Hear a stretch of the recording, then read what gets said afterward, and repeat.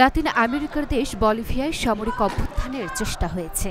এ লক্ষ্যে দেশটির সামরিক বাহিনীর একটি অংশ বলিভিয়ার প্রেসিডেন্ট প্রাসাদে হামলা চালিয়েছে। তবে সামরিক অভ্যুত্থানের চেষ্টা শেষ পর্যন্ত ব্যর্থ হয়ে যায়।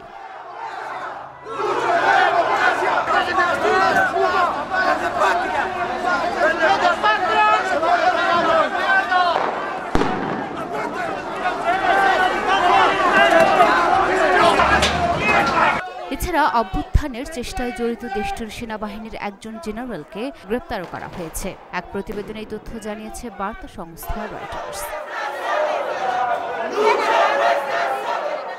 প্রতিবেদনে বলা হয়েছে, অভ্যুত্থানের চেষ্টা ব্যর্থ হওয়ার পর বলিভিয়ার সশস্ত্র বাহিনী দেশটির প্রেসিডেন্টের প্রাসাদ থেকে ফিরে এসেছে এবং পরে সেনাবাহিনীর একজন জেনারেলকে গ্রেপ্তার করা হয়েছে। এদিকে সরকারের বিরুদ্ধে অভ্যুত্থান প্রচেষ্টার নিন্দা করেছেন দেশটির প্রেসিডেন্ট লুইস আর্স। একই সঙ্গে সংকটময় এই সময়ে আন্তর্জাতিক সমর্থনের আহ্বানও জানিয়েছেন তিনি।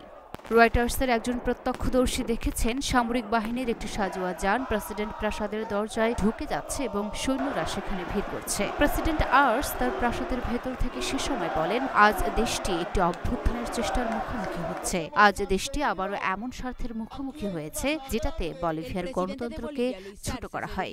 এদিকে যুক্তরাষ্ট্র বলেছে তারা পরিস্থিতি নিবিড়ভাবে পর্যবেক্ষণ করছে। একই সঙ্গে শান্তি ও সংযমের আহ্বান জানিয়েছেও দেশটি। Intento de golpe de Estado. Luna Fusnipa, Dhaka Post. Aquí en Casa Grande, donde ustedes nos han puesto